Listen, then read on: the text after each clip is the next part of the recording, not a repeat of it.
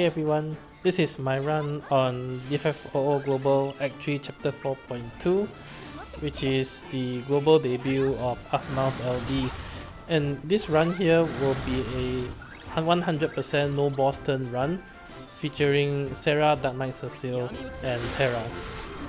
So a little bit about the party setup here.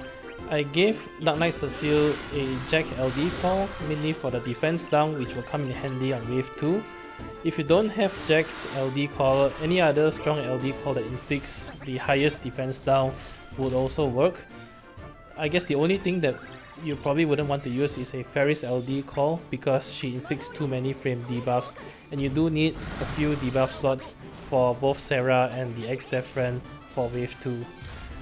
For Serah, I gave her the Kurasame call, and I actually placed a Lulu call on Terra, and that's only because I do not actually have Ignis LD. If you have Ignis LD, I would highly recommend to equip Serah with an Ignis LD call and instead give the Kurasame call to Terra instead. Coming to the wave 1 fight, it is pretty easy. Although there's 3 bosses here, they are all very squishy.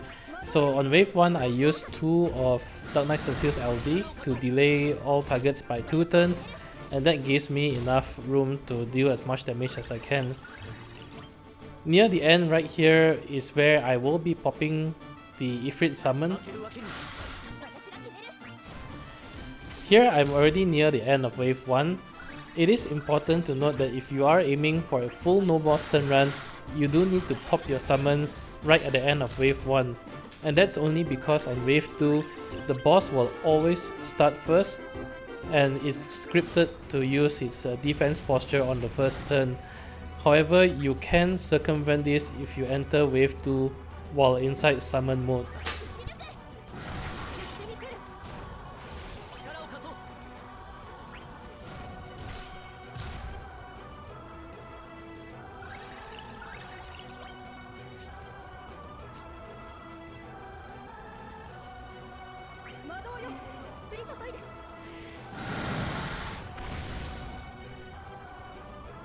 Okay, so coming to wave 2, I entered wave 2 with 4 turns remaining on Ifrit summon, and because I'm inside summon mode, the boss will not be able to act until summon mode is over. So here I use only Kurasame's Silver Call. I'm actually holding off his LD call right until I need to pop Terra's BT.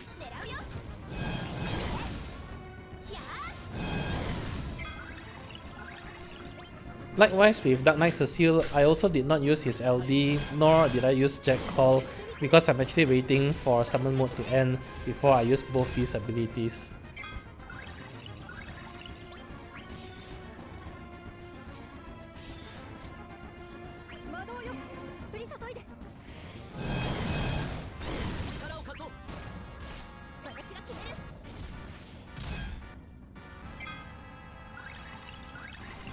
Alright, so now that summon mode is over, it's all about completing the setup before I bring in the X-Dev support and pop Terra's burst mode. So with Dark Knight Cecile here, I use his LD and I use Jack Call.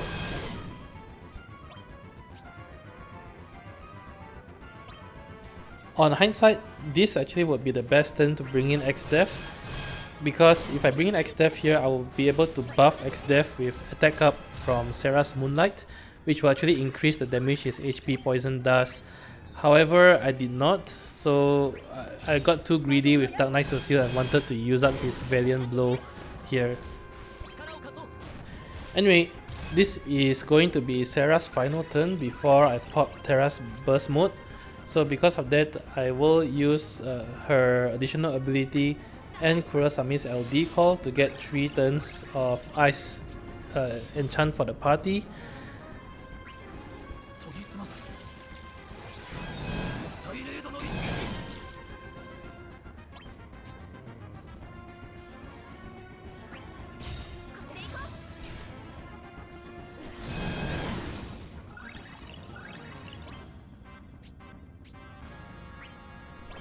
Okay, so here I bring in X-Dev, and if you are using an X-Dev support, you always want to use his additional ability before going into burst mode.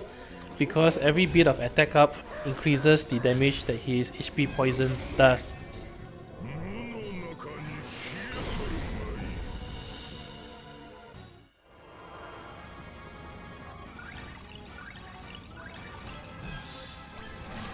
So if that setup is complete, I am saving Lulu Call for the 49% threshold.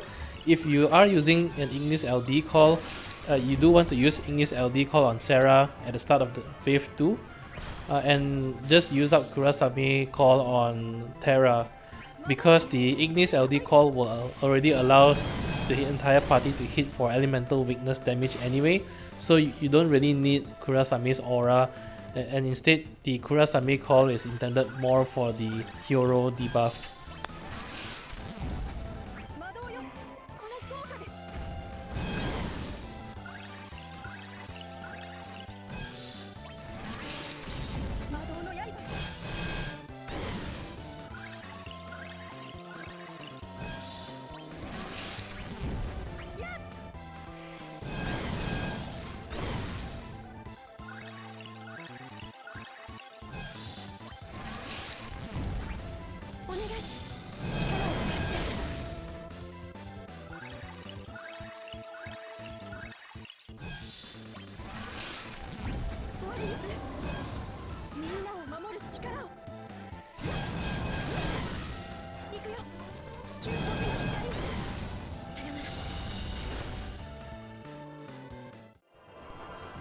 Now at 79%, the Lufenia Orb will disappear on both bosses, and at this point onwards I'm just gunning down to the 49% threshold with Terra.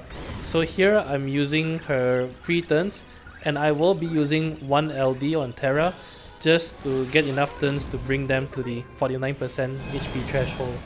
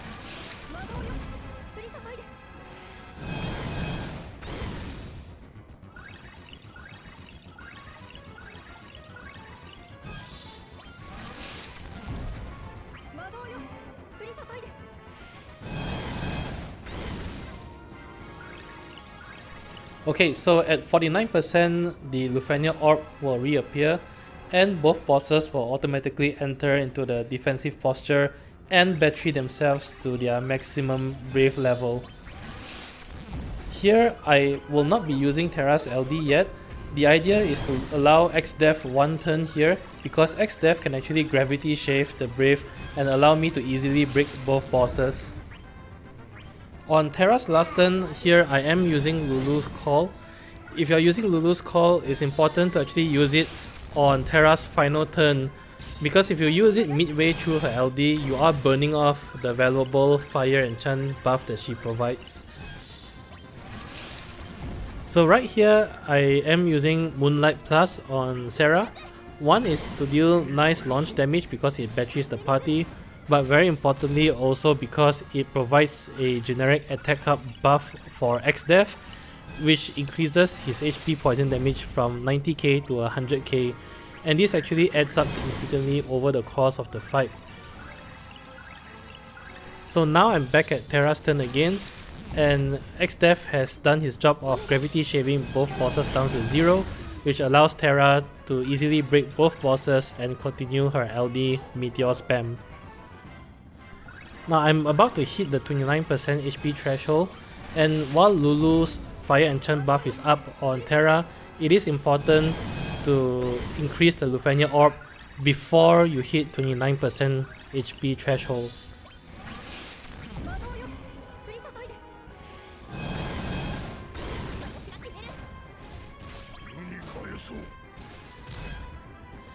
At 29%, both bosses will get a sort of like a yellow aura, and the aura absorbs 800,000 HP damage.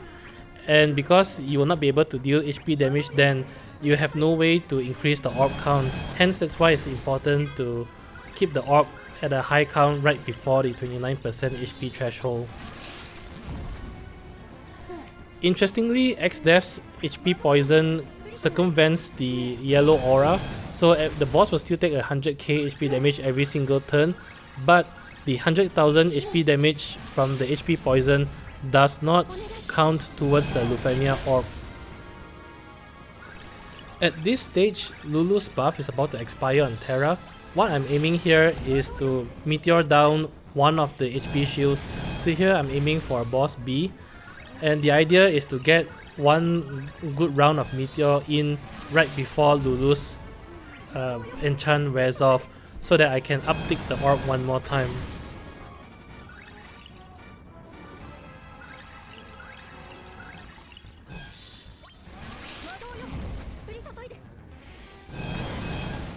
So here Lulu's buff is about to expire, and I'm just spamming meteors in with Terra on target B because B doesn't have the HP absorb anymore, and I'm just increasing the orb count as much as possible. This is Lulu's fire enchant final turn, and luckily I managed to bring the orb back up to 15. At this point, I am switching targets, and now I'm focusing on the yellow aura on boss A. You don't need to do anything on boss B because at 14% HP remaining, the HP poison will take him down to 1% every single turn.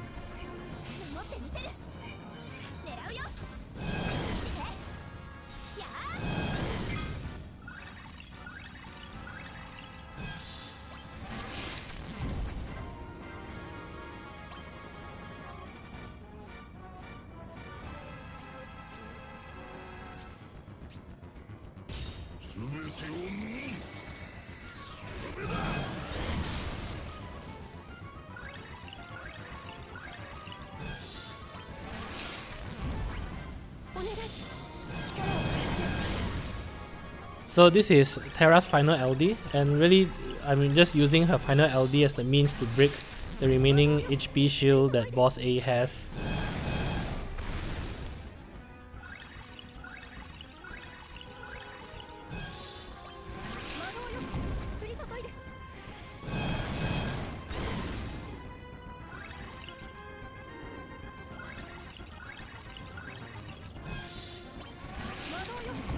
So now that the HP shield is gone, I'm really just mopping up the remaining HP with Terra, while X-Dev's HP poison does its magic.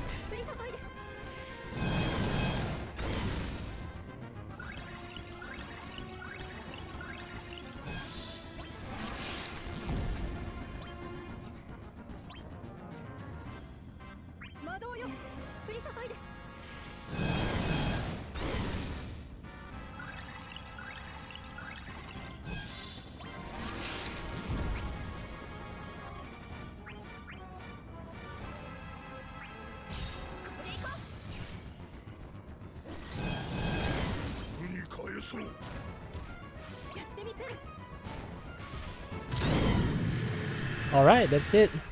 Hope this video has been enjoyable and informative. As always, if you enjoy the content, do leave a like, comment and subscribe. It really helps a lot. Till then, I'll see you guys in the next Lufenia fight. Bye bye.